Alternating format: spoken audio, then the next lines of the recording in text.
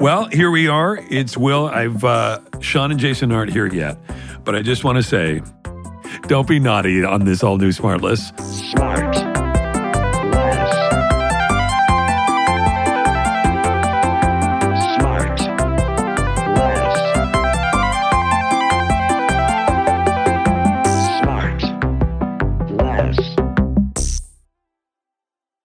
You know what, though? Being in London, thank you. That's where I'm at. Yes. Thanks, everybody. Oh, Sean's got material. No, I don't. So listener, let's catch you up. Sean is in London doing another run of Good Night, Oscar. What a production. Thank you for bringing it back. Thank you for Europe. This is much more convenient for me and my travels. Good night, London. Good night, London. Buonasera. No, Buonasera, Oscar. No, by the way, I'm looking at my window at Westminster Abbey. Can you believe that? Isn't that Are you wild? really? You've got yourself a nice place there, huh? Am I going to, oh yeah, can you show me my room?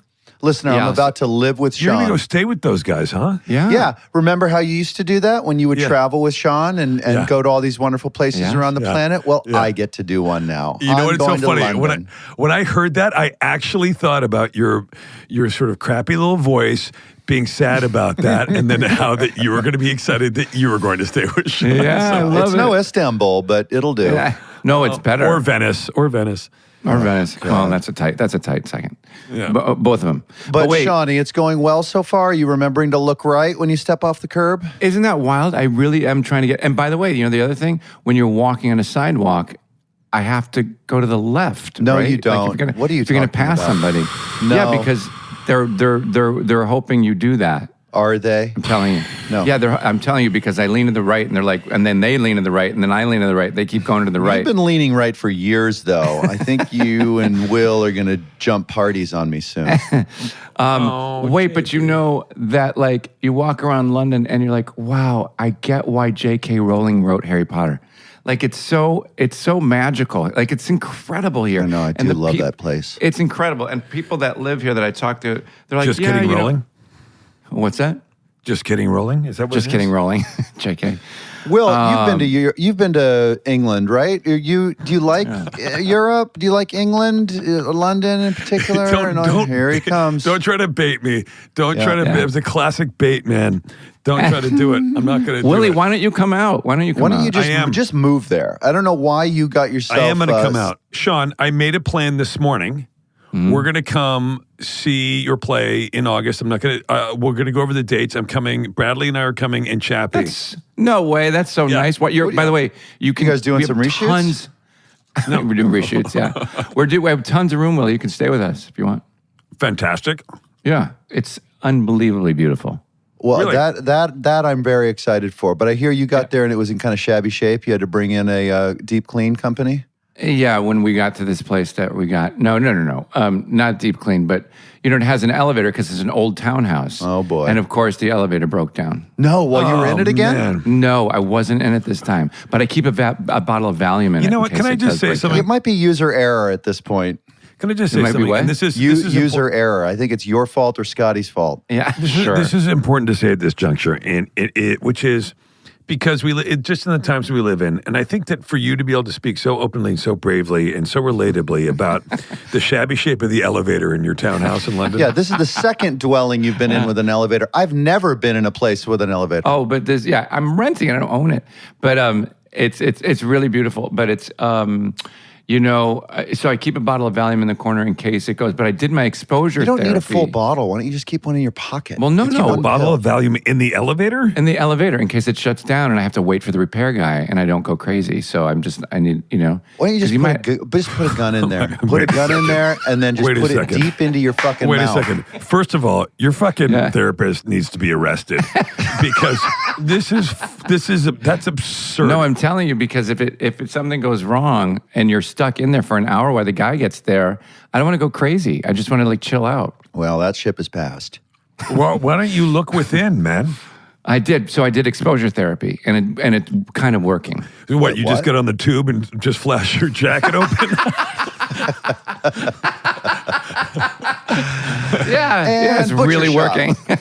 What does that mean, exposure therapy? So it's really fascinating. You sit there with your palms up and your eyes closed. And you have to repeat over and over a million times. You have to go, I'm walking down the hall, I see a small elevator, and I step inside. I'm walking down the hall, I see a small elevator, I step inside.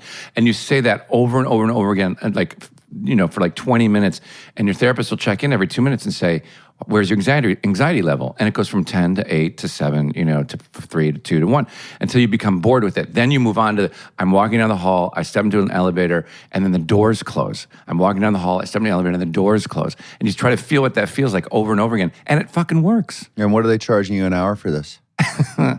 I don't remember. Because I used to do this in elementary school. When I would screw up, they'd make me write stuff on a chalkboard over and over and over like again. Homer Simpson. Yeah, it's called sentences or whatever. Hey, you know what else works, Sean? Is nutting up. Yeah, it's just called developing the backbone and the thicker skin and just getting older. I mean, you've been through a lot in your life, and you are tough. I mean it. Like, you know how to deal with a lot of stuff, and you get your head on your shoulders. Like, but it's claustrophobia. I mean, if you got stuck in that elevator that I got stuck in, you would have gone fucking bananas. Will, what's your plan today? Will, what's your plan today out there in the Hamptons? My plan is it's a little overcast and rainy. I was up super early, going over stuff with our friend BC, and going over stuff. Yeah. Oh, the edit. He's working on the edit, right? How's stuff looking? It's looking pretty good. So we're doing that this morning early. I was up like 5 because he's in Europe, and then. Aren't you close to getting a cut that you like? Yeah. I mean, it's a work in progress. He's working away on it. Has he shown you his director's cut yet? There's no director's cut yet. No. Okay. But and then did my usual thing. Are you happy with your performance that you've seen? I am.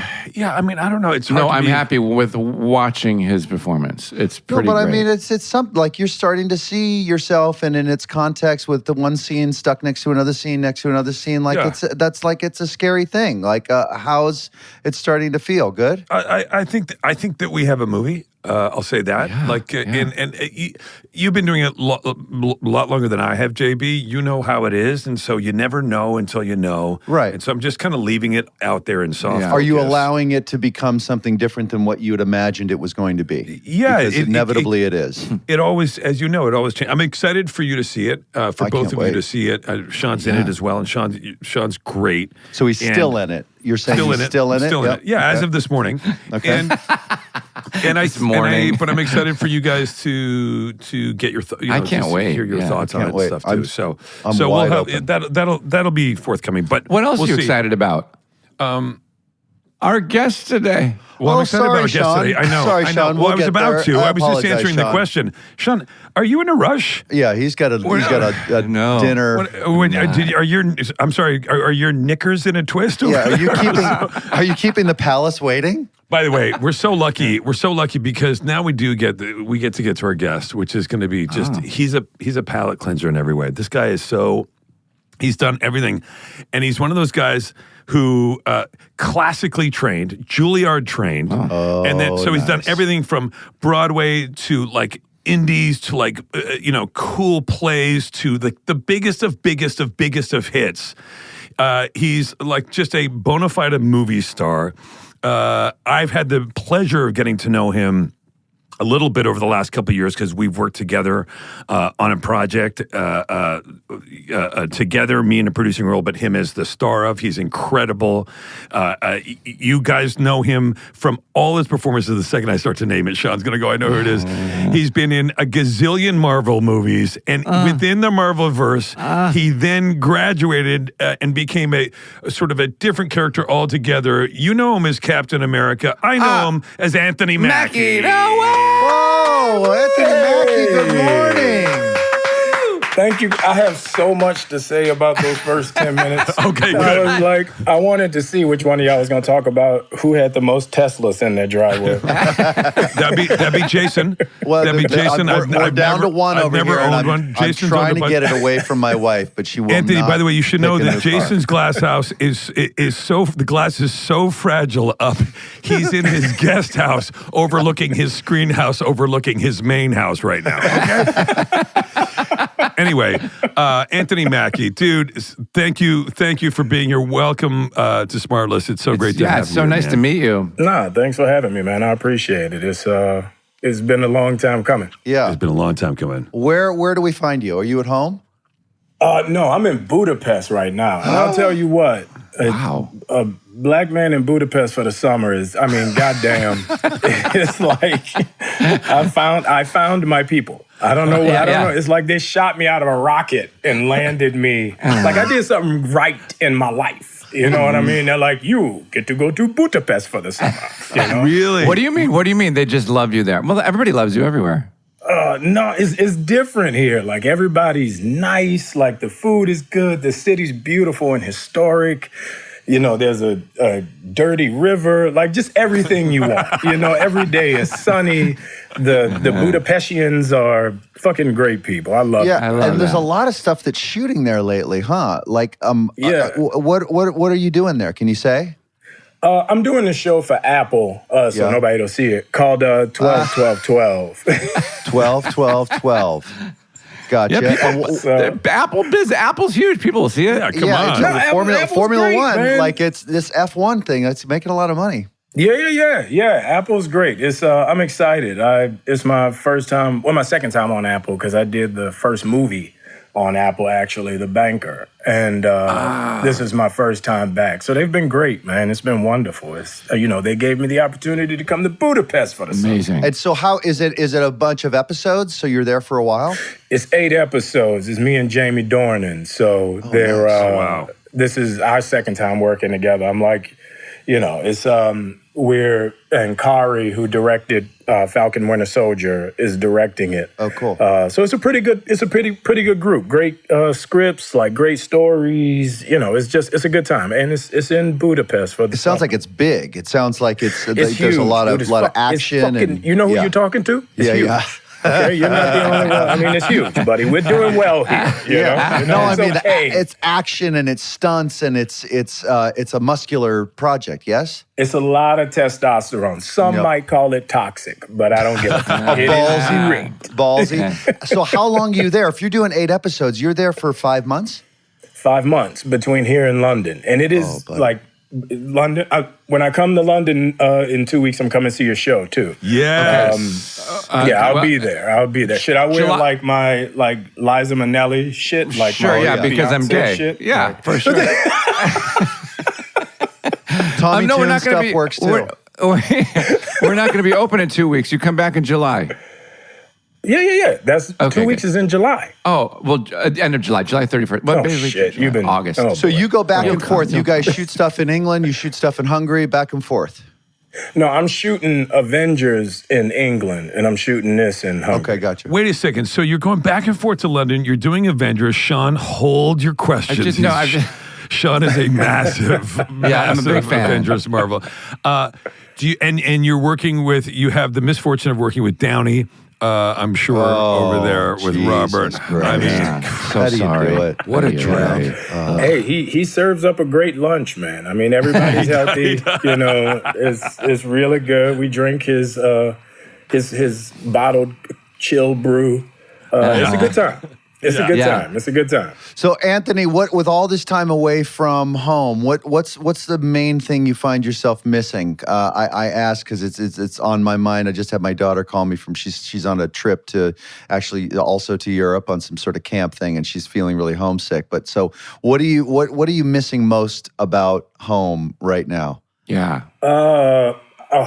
I hate to say this because it fits in y'all's conversation earlier, but I miss my cars, man. Yeah. I miss okay. driving when I'm away from home. I just want to. I'm a very, very home-strucken dude. So literally, I'll go after going to the gym. I'll get a po' boy and an ice cold beer, sit in the garage, and work on my cars all day. Wait, so after the gym, you find a real fatty, carbohydrate-ridden snack and some puffy-making beer. Sorry, Jason's one of those guys who doesn't eat pizza, by the way. Well, Exactly. But Exactly. I came out with a big fat face. I got to spend every minute of every day But that's the trying whole to... point of going to the gym, man. You go to the gym and then you go get a po' boy. Exactly. I exercise so that I can be a little bit bad. I don't exercise you look great, man. You look Anthony, like you're, I love you. You look like you have one of those Pelotons. You know what? You look like you do Pilates is what it is. How dare you? So you miss driving, you miss your cars. Where's home, LA? You do have like a Pilates, not your body, but your temperament and like the way that you are in the world. You seem like a Pilates person. I tell you what, I am hearing that that's what I need to make a friend of. Is Pilates. Pilates, yeah, because it's good stretching. So it's got all the stretching of yoga, but it's got some core strengthening, like muscle building stuff. Anyway, I digress. I heard it gives you outstanding sexual stamina. Wait, what? Well, he doesn't need That's that. what I heard, dude. I heard a friend of mine started doing Pilates. I could use a little bump in that as well. Thank you. Just maybe another 20, 30 seconds would be incredible. Wow. Wait, Anthony, speaking of relationships, I love this segment. I'm just waiting for you to get your first fucking question. I'm all my clothes are off. Go ahead. Wait, I love it. I love it, JB. I'm telling you, I love it. I'm having fun. It's fun. Do you notice that, Sean? He brings on a guest and he just sits back. He basically introduces them, and then he's like, "Okay." Not at all. We're having a conversation. We're having a conversation, and we've covered a lot of shit. This is going really well. This is going very well. How dare you? Sorry. Okay, move on to the taint. Anthony, just to make JB feel better. Anthony, how'd you get your start in show business? Which I really do want to know. By the way, JB, you will be jealous. Let's talk a little bit for a second, because and Anthony, I've asked you about this in person too. Like, you went to Juilliard, which is so rad. It's like the gold standard. Yes, I mean, that must have been. Talk a little bit about like getting into Juilliard, and was it like a dream come true, or were you like, big deal? Did you ever cross paths with Laura Linney there? I think she's a big wig over there. I never saw Laura Linney. She was never there when I was there. Patti LuPone was there all the time, which was amazing. But it all started in New Orleans. I mean, I went to this school called New Orleans Center for Creative Arts, which is pretty much like Fame, but in New Orleans. And I just loved it. Like, it was amazing. It taught me everything. And New Orleans is a very segregated city. So getting to meet and see people from the other side of the city was mind-blowing how different it was, on the other side of the track. So it forced me to want to get out of New Orleans. So I went to boarding school in North Carolina, at North Carolina School of the Arts. And I consider that to be my year of time. Like, everybody's been arrested. My year of jail time was in Winston-Salem, North Carolina. Why? Why was it? Have you ever been to Winston-Salem? No. Dude, is it really bad? Winston-Salem in 1996 was some shit. You hear me? Oh, really? So I made it out. I did my bid. I got out. You know what I mean? Yeah. And the man couldn't hold me down forever. So I moved up to New York and, auditioned and got into Juilliard from North Carolina. Wow. And moved to New York when I was 18. And it was crazy. Wait, so Anthony, you grow up in New Orleans. You were born and raised there? Yeah, born and raised, yeah. Somewhere Boscoville, Hardhead. So then your first real exposure to, as you say, the other side of the tracks was going to this really cool art school where you got to see some folks that are from a different socioeconomic background, and they're coming to see some of the productions and stuff like that. And the seed gets planted to be an artist, an actor, yeah. And you say, okay, I'm not bad at this. You're getting some nice accolades. No, such that you think you can take on more. Not at all. It was something I was probably the worst actor at my school, but really, it kept my interest. The idea of being in a room with different types of people and doing different types of shit. It was almost like every day was summer camp. Like, I look forward to going there every day, because you would go there half a day and then regular school half a day, and it was just like a bunch of people in a room that I like identify with, people that I got along with. And, it was a school that was half dancers. So we had all these smoking chicks in a dance program. So I was like, fuck. Like, I just showed I have a 16-year-old son. I showed him my yearbook from high school. And he was like, yo, those are the girls? And I'm like, this is what girls looked like when I was in school. Fuck you. Like, you got it good. And we will be right back. And now back to the show. Was it a common thing for the folks where you grew up to like go into the arts, become an actor, go to this art school? Not become an actor. I mean, in New Orleans, every little boy grows up wanting to be a trumpet player. You know, everybody wants to be a musician. Everybody wants to march in the parades. Right. But were your parents musicians or in the arts at all? No, hell no. My daddy worked. My daddy was a roofer. You know, so it was 6 of us. He had to work. So my mom roofing in New Orleans too. That is not. Yeah, my mom was a homemaker and my dad was a roofer. So awesome. But they always stressed on us education and going to school. So it was very important to them that we did something that fulfilled our dreams and kept us interested. But also probably they had their eye on practicality too. It sounds like they were not afraid of good hard work and some pleasant predictability about income and providing. Were they sort of you sure you want to pursue acting or the arts is something that like how about getting like a quote unquote real job? Was there pressure for you to do that as well? No, not at all. My dad had one rule: do whatever you want, be the best at it, just don't go to jail. Oh, that's cool. That was it. Like you That's can a good be rule. a damn garbage man, just be the best garbage man and don't go to jail. That's it. Like growing up in New Orleans in the 80s and 90s, it was such a rough city. It was the murder capital of the world. I mean, there were in a city of, 700,000 people, 400 to 500 people were getting murdered a year. Jesus. So per square capita, we were literally the murder capital of the world. Wow, I didn't know that. So yeah, it was wildly dangerous in the early 90s. Do you have brothers and sisters, or were you an only child? 5 of them, yeah. Wow. Yeah. And we're all vastly different and very different. Anybody ways. else going to the arts? No. My brother, was a singer, but he also played tennis. So all that shit's weird. You know what I mean? Right. So I mean that's amazing. So you go and then you go to North Carolina, then you go up, you get into Juilliard, and you go to Juilliard. And I always wondered this. So you graduate Juilliard, you've got a degree from arguably like the premier place to get an acting degree, certainly in the States. And is it like okay? The day after you graduate, is it like everybody's knocking at your door, or is it just hit the streets and start auditioning like everybody else? Well, you do this thing called league scenes, and you invite all the agents and all the agencies to come see the graduating class do their monologues. Like a and showcase. Scenes. A showcase, yeah. And everybody comes, and from that, hopefully, you'll get an agent or a manager. And I got lucky. I did these, 3 scenes, and they were fine. It was cool. But what really helped me was when I was in school, we wrote this play about Tupac called Up Against the Wind. Yes. And, we all did it. Like, there was a girl, Rosemary, in a directing program, Michael in a writing program, and all of us actors.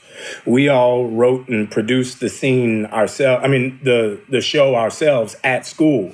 So when we did the show, Jim Nicola from New York Theater Workshop came to see the show and was like, I want to move this off Broadway.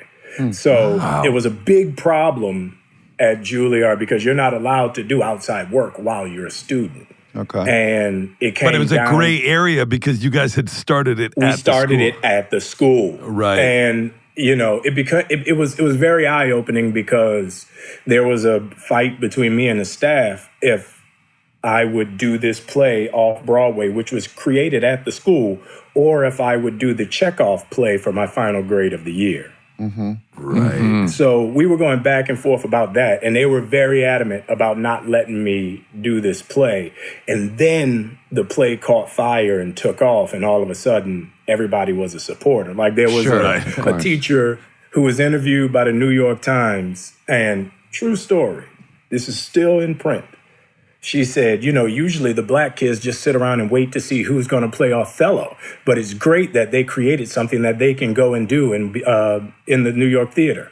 Whoa. What? What does that even mean? Like, what? Yeah, it means she was a fucking idiot. I know. Like, what? That's like crazy. Yeah. What? It means she was a fucking idiot. That's what crazy. it Wow. means. That's what it means. That must have lit a fire under your, like a little bit to be question. like, No fuck question. it, I'm going to, Yeah. And that was my biggest thing, like coming out of that school. It was really eye-opening for many different reasons because I went to go see a play like every 2 weeks.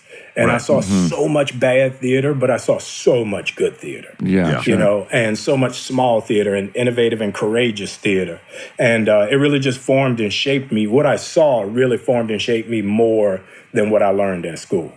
Yeah. And now, what you find yourself? Sorry, Sean. You find yourself at a place of great success, with tons of momentum, and future is wide open. Did you allow yourself to see yourself at this place at this age, or are you kind of like, you know, it's a tough question to answer, but are you where you thought you would be? Are you overperforming, underperforming? You've got to be happy. You got to be content. No, you know, this is a weird business. And, you know, psychologically, it's a huge mind fuck to be a part of this business because I never thought I would be here. Like, I never, when I got into this business, I didn't say, oh, I want to be famous or I want to be a movie star. I literally dreamed about being a working actor. Yeah, like, I wanted to, you know, work at the Guthrie. I wanted to work at Penumbra. You know, that's why you've had longevity. And that was the focus of my career. Like, how can I do these great roles? You know, these great American theater roles in great theaters around the country, you know, and it just so happened, you know, because it sounds like such an asshole story. So when we were doing Up Against the Wind, there was this amazing casting director named Molly Finn, God rest her soul. And she was in New York. She came to see the play, and Curtis Hanson was putting together 8 Mile. Right. That's right. So she came to see the play. I get to audition for Curtis Hanson, and I was always a huge fan of Curtis from LA Confidential, from all the shit he had did. Yeah. And my audition, like, it was just funny. I always had a belief, if you get people to directing you and working with you, that's because they're interested in you. If you audition and they go, good job, kid, thanks for coming in, then 9 times out of 10, you ain't getting that job. Mm-hmm. So I walk in, and I meet Curtis, sit down. Curtis was a cool cat, like, love him to death. And I asked him, I said, so at that was right when, like, a year after Wonder Boys had came out. And I said, Curtis, I have a question for you before we start. He's like, yeah, sure, go ahead. So I was like, Wonder Boys. I'm like, was that meant to be an ode to Alfred Hitchcock? Or were you, like, directing it in a sense towards the ideals and teachings of Hitchcock and the way he worked? So he goes, whoa, what are you talking about? What do you mean? So I explained to him what I saw in the movie and, you know, what he did with Tobey Maguire and the backdrops in the scene and the escalating visual aspect that tied into the mental frustration of the character. And we talked for like an hour about Wonder Boys. I never read, never did my audition. I come out and I'm like, fuck. Like, oops. I blew my chance. You know? So I'm like, don't do that again. Don't do that again. So 3 weeks later, he called and he was like, yo, cast somebody else in the role that you came in for, but there's another role. It's only 4 days. I don't want to offend you. I know you're a trained actor, but if you're willing to do it, you know, I'd love to have you in Detroit. So I'm like, hell yeah, it's Curtis Hanson. Yeah. So fly to Detroit and just sit with Curtis Hanson and eat dinner and like kick it for like 2 weeks. And the role only was 4 scenes. Yeah. Right. And he was like, you have anything booked after this? I said, nah. He was like, well, so if I extend your role, you can stay. I'm like, fuck yeah, I can stay. Ain't going nowhere. So they extended my contract to a run of picture. And we developed that role over the course of That's really cool. And that's kind of how that's amazing. It started. That's amazing. That's so cool. You guys kind of built it off a person, like just like a dialogue that you were having with him about like a shared interest. Like that's so. That's what's so funny in the movie, like Eminem has that, rap at the end of the movie where he's like, you went to private school and all that shit. If you go back, like we had a conversation a week before and we're talking shit and, M is just an amazing dude and a lovely human being. Once you spend time with him, it's just funny, but he's always learning and hearing and listening. Like he's like a fucking sponge. So we get to set the next day and he's like, yo, there's no reason why I don't like this dude. Like, yeah, we beefing, but nobody knows about our backstory and our history. So we need to put that in the script. So Curtis was like, yeah, you're right. So it comes the battle scene, right? And I write my rhyme. I'm like, boom, boom, boom, boom, boom, boom, boom, right? We go to set and fucking Eminem starts his rap. And he's like, you went to private school. I was like, I did go to private school. He's like, your parents have a real good marriage. I'm like, my parents do have a real good marriage. You motherfucker, you talking about me. That's cool. Wow. Now, wait a second. So was 8 Mile your first movie? That was my very first movie, yeah. Wow. Yeah, that's pretty cool. Wow. So 2001, man. That was my first movie. Nice start. That was my first job. Isn't that crazy? I mean, That's it was your a first massive job. movie. I know. Yeah. Yeah, Yeah, that's, wow. Good for I you. did Up Against the Wind off Broadway and then went into 8 Mile. Have you been back to theater yet?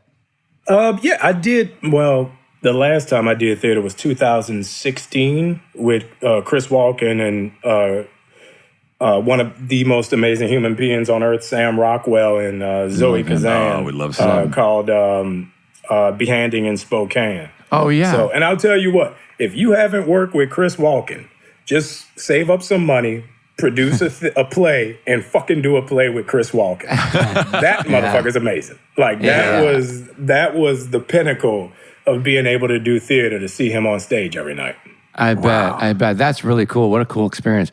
A lot of people say, acting is the study of human behavior and this human psychology and stuff like that. And you've done so many different roles and played so many different people. Do you find yourself outside of work kind of getting to people's heads or analyzing people's behavior or analyzing the human behavior outside of a role? Like I find myself doing that probably to a fault sometimes because I'm like, oh, that person acts like that because of A, B. You know what I mean? Do you do that? Well, no, that's a very interesting perspective and great question because I do that all the time. But in this generation, like people are so like thwarted with their own insecurities that you can't really ask questions about why they do something or how they think because they instantly go on the defensive because they haven't even thought about why they do the things they do and why they think the way they do. Yeah, they don't think that deep. Yeah. And my thing is, as an actor, it's really interesting to me to try and understand people and the knowledge and the aspect of what happened on the course of your day to make you act or react it the way you did just now. Right. I love that. And you just ask questions like, why do you think that way? Or what made you think that? And it's like, you're just being an asshole. And because I'll drive Scotty, my husband, crazy. I'll constantly ask him every day, how are you? What are you doing? What are you thinking about? What's going on? You all right? Like I'm trying to get in there because he's like, yeah, get out of my face. I'm fine. I'm fine, and Is that right? Like, you're a digger, and he's just like, just let me be quiet. Yeah, like there's nothing wrong. And is he really grouchy? Does he seem really grouchy? No, I just want to know. But he goes, if you keep asking me, that's what I'm going to get upset. Yeah, exactly. You know what I mean? Like great over match. and over. He sounds like a great match for me. You ever get tired of Scotty? You send him over to me.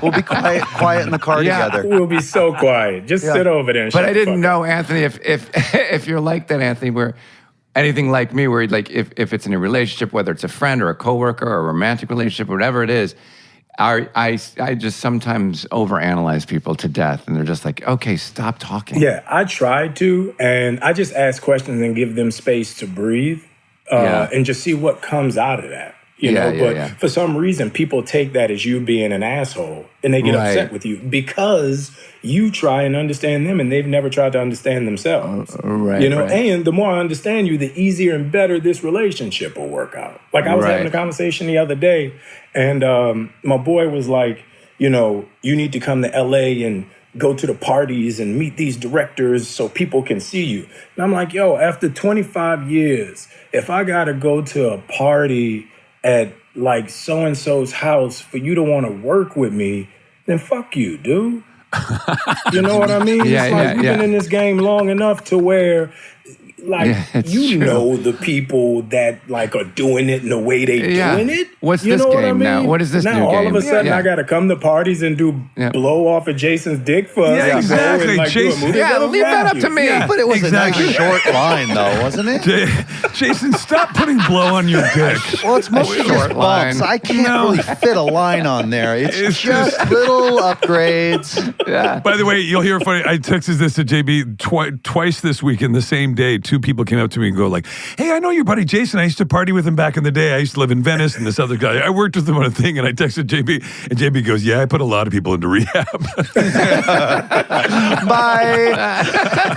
Have fun. They spent a week with Jason in 1995, and they were screwed. They were done. They were done. Wait, so you do? Sean brought up. I mean, you've just done countless movies, and you've done so many different kinds of characters. I know so many, and you're off Broadway. You obviously we mentioned Juilliard, and you did all this stuff, and you were in Hurt Locker, like you've been in all these celebrated films, and then you get asked to become part of the MCU.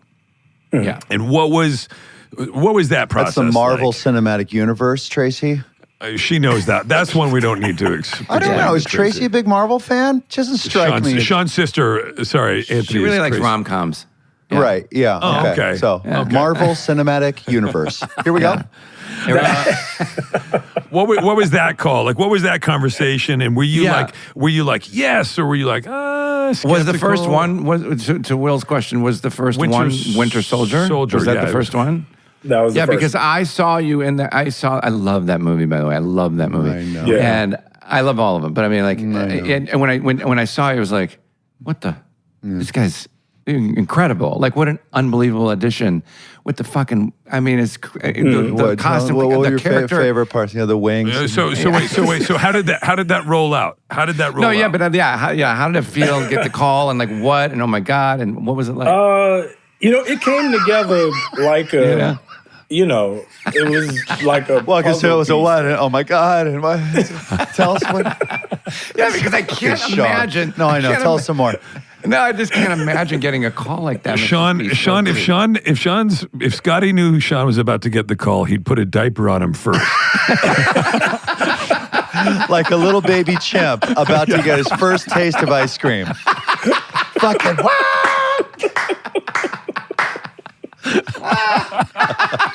running around this townhouse with no elevator. Just doing zoomies on the floor. Stuck in the elevator with a belly full of sand.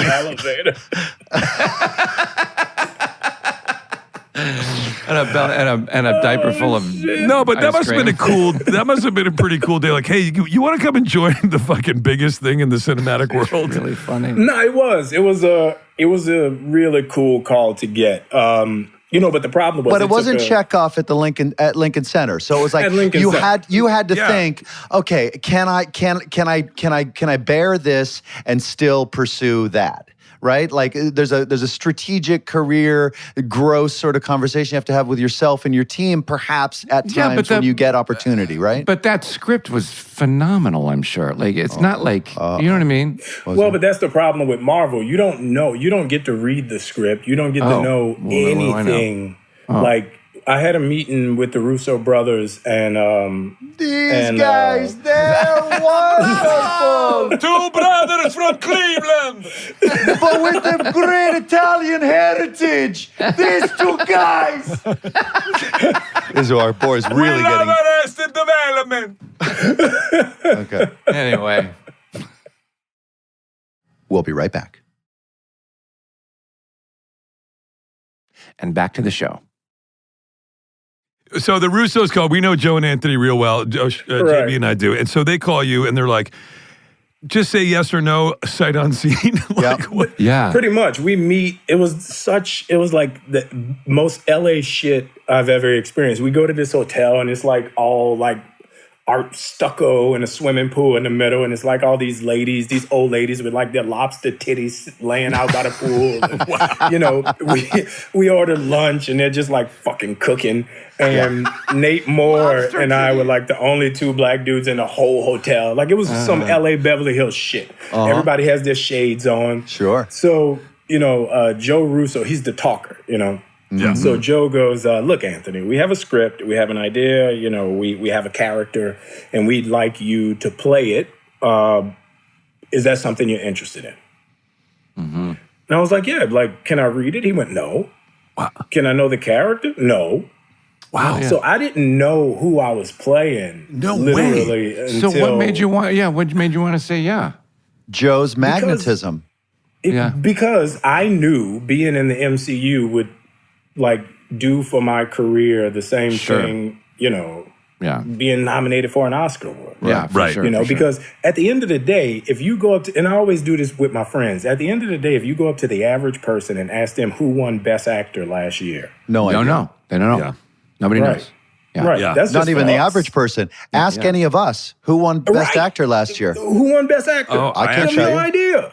Adrian Brody. I can't tell you what. Adrian Brody. Go up to the average person and ask them average person our age. Ask them who, you know, who played Rocky, or, you know, who did this. So they'll always have those iconic characters and moments in their mind, as opposed to an award push for you to get a statue. Sure. Right.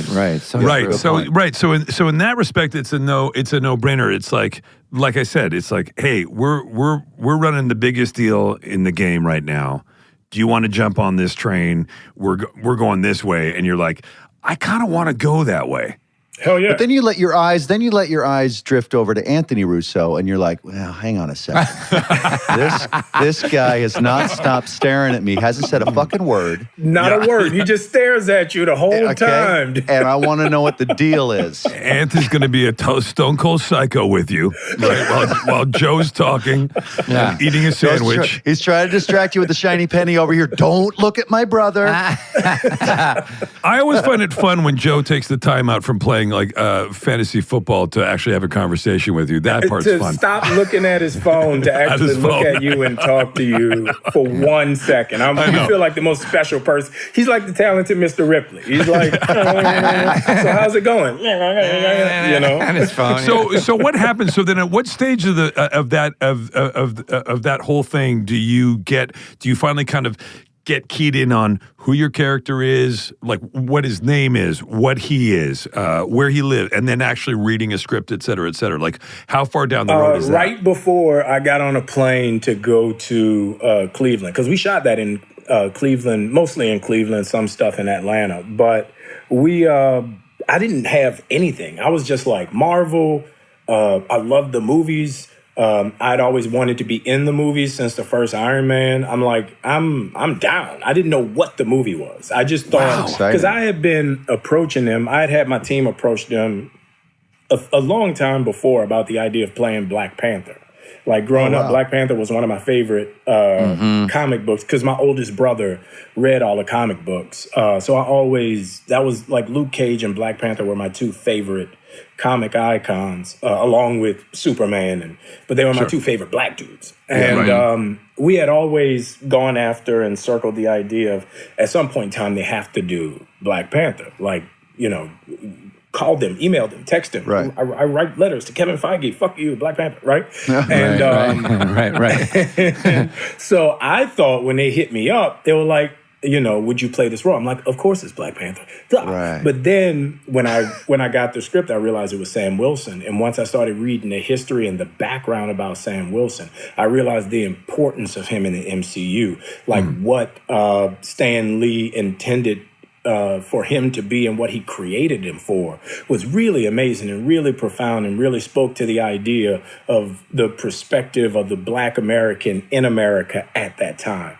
So it was, you know, him being a part of the Airborne was strategic. You know, him being ex-military was strategic. Him being a hustler from Harlem was strategic. All of those things were put in there to socialize and emulate what Black culture was at that time in America. So as Black culture evolved, so did Sam Wilson in the MCU. So you do that. So you get there, you appreciate that, and you start getting into that, and then you eventually, and you make, I don't know how many movies you were in. Obviously, seven. Seven, yeah, like six, wow. 7. Yeah. Yes. Now this will be my 10th and 11th. 10th. I mean, how and about 11th. hey Russos? Hey, how about just a brief cameo? I know. That's all, that's all we're Jason looking and I for. know them when they were they directed the pilot of Rest of the. You want to just call us and say, not even a text. These are two of the oldest. We've known Joe Anthony about as long as anybody in town. Would be great, right? Yeah. Hey, Jason, who knows those guys longer in town than us? Anthony is the end. Do not text Joe. That text will be lost. Great. It's in the Osmonds. unbelievable. Just a couple of nice Anthony. seats for a premiere would be great. Yeah, even just a discount at Regal Cinemas would, I'd take that at this point. You know what I mean?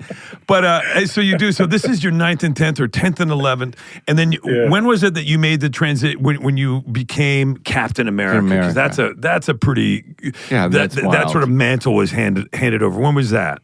That was at the end of Endgame, which was weird because that's when, all the shit changed. Like, that's when, Disney bought Marvel and Disney Plus became a thing. And after Endgame was when everything turned into this idea of Marvel and Marvel streaming and Marvel TV and all these different entities under the Disney umbrella.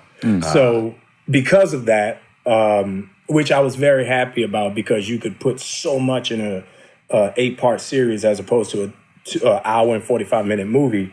The Falcon Winter Soldier show was more so about the idea of Sam Wilson becoming Captain America and leaving all the other shit behind. So that's what I did after Endgame. Because nobody knew, like on Endgame, I didn't know I was going to fucking be Captain America. Nobody knew that shit. Like, I found that out the day we were on set. I didn't know about that. I thought that Sunday we were at Chris's house watching football, and I found out at Chris's house that Monday morning we were shooting a scene where I became Captain America because he had got those pages Wednesday. Oh my God! way. You guys don't even get a script when you start a project. Wow. No, you get a script, but as soon as you get the script, you put it down, and every day you get pages. Oof. Yeah. And then they're like, hey, you better read these pages because we're about to change the trajectory of your life, character, your life, your career. Just.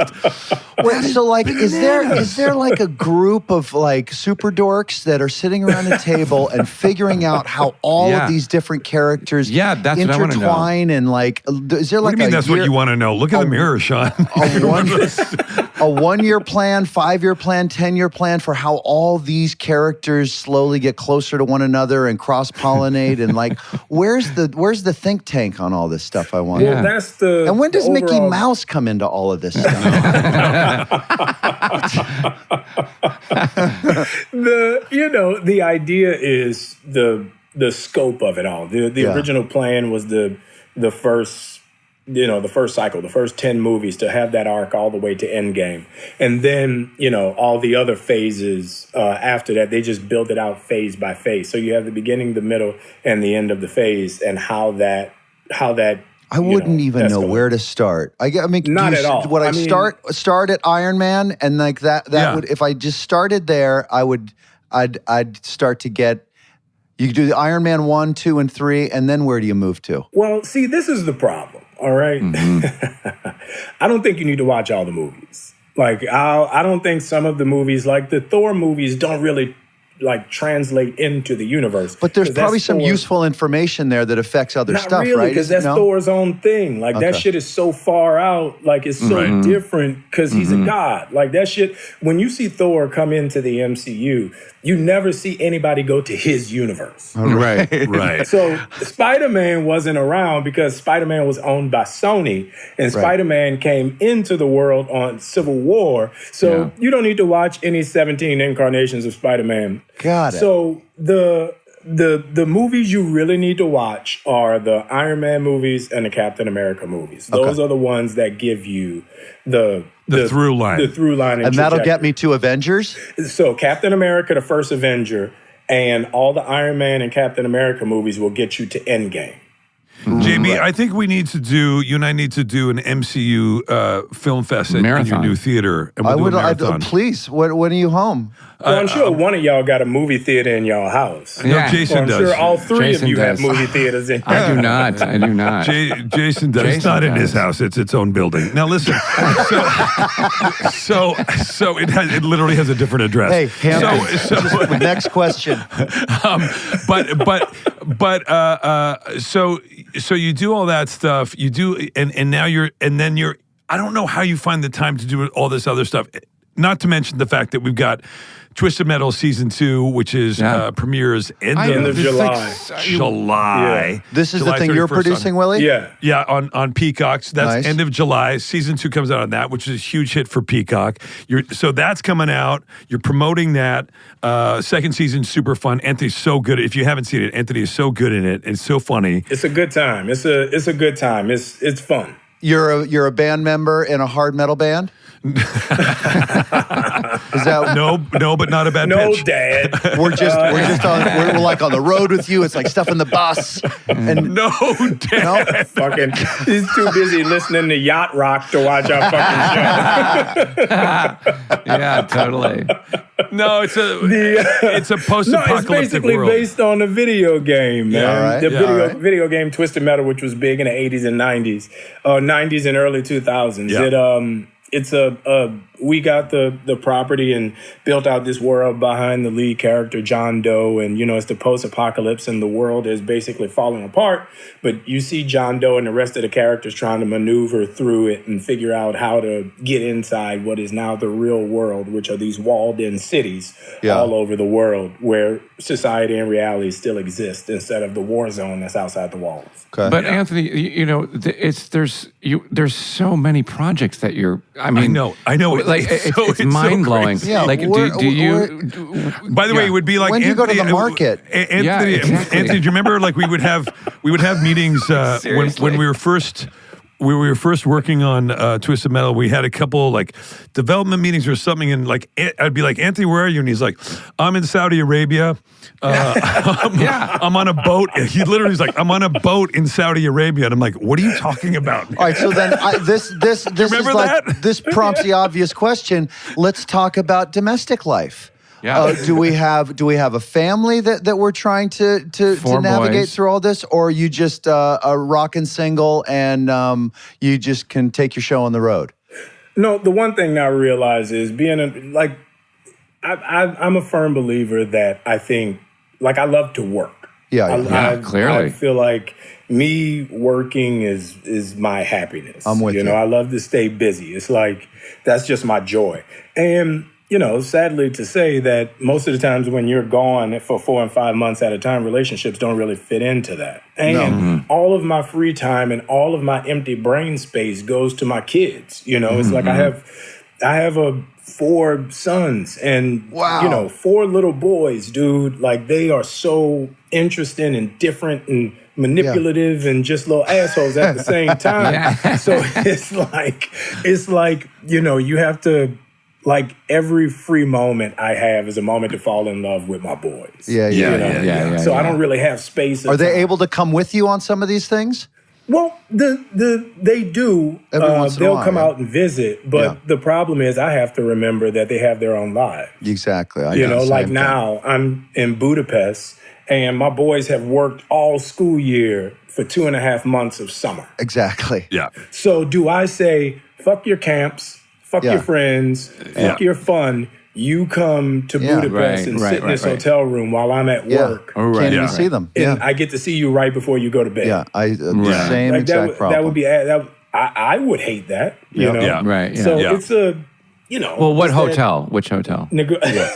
The Budapest hotel.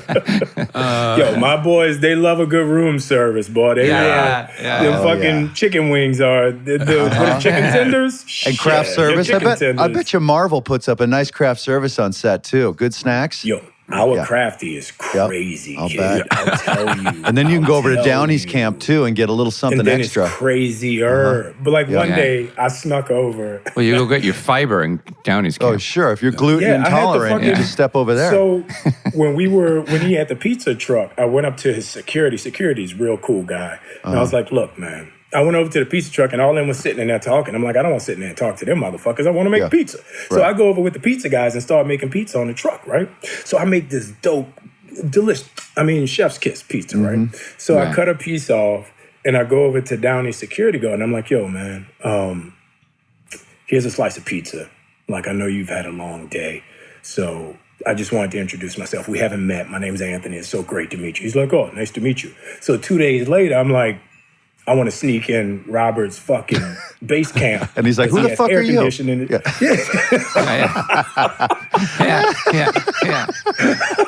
You got an ID or something? I go in my trailer. I don't have ice. I'm like, I know who has fucking ice, right? So I sneak over to Robert's base camp. I go to the security guard. I was like, yo, what's up, man? He's like, Anthony, how's it going? He's like, that was a great pizza. Thanks. I was like, hey, you mind if I go in right quick? He's like, no, go right ahead. I stole all his fucking ice. Yeah. That's how it works, kid. That's how it works. Yeah. That's right. It's who you know. It's who you know. It's who you know. There's no little man on this pole.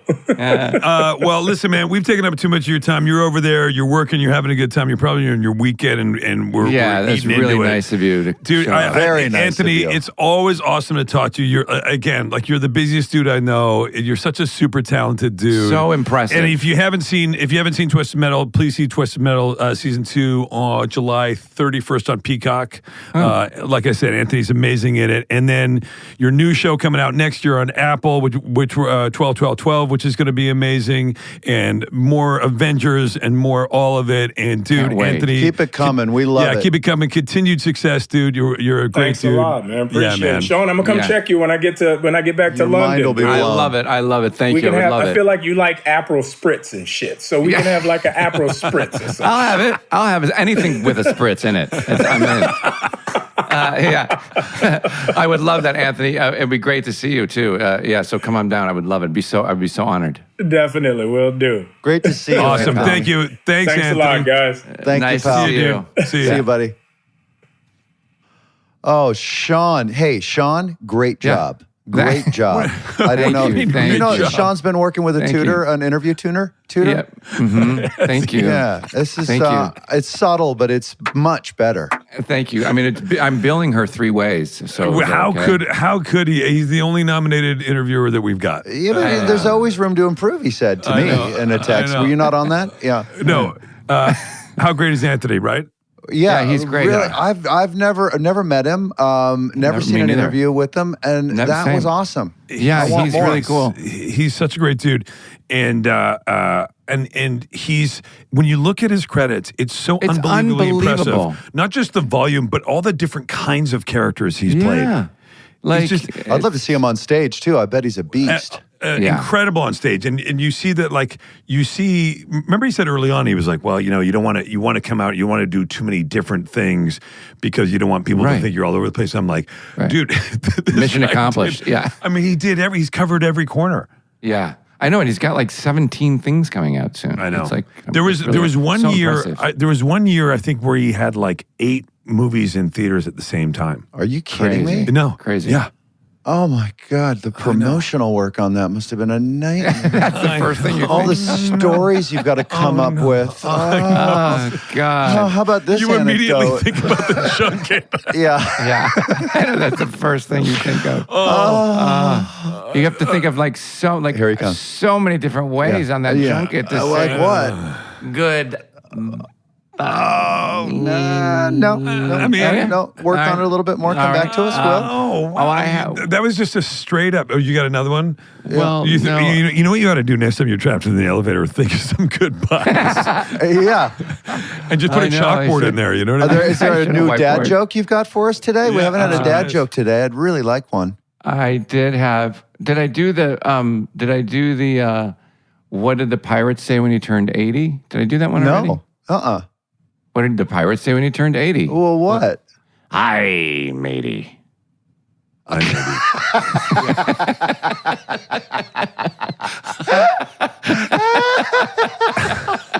that really got him. I really like that. I one. just love them so much, but I love them coming out of Sean's face. I know. You know, I because know. he's just like I'm half laughing already when I'm around him. He puts a grin on my face. What did the pirate say after they plundered the other boat? What? Bye, matey. Oh, it's so fun hanging out with you guys. Jesus. Bye, gang. SmartLess.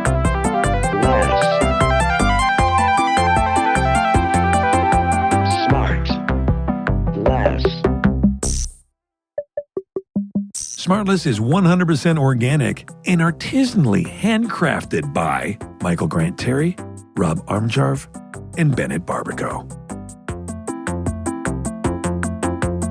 SmartLess.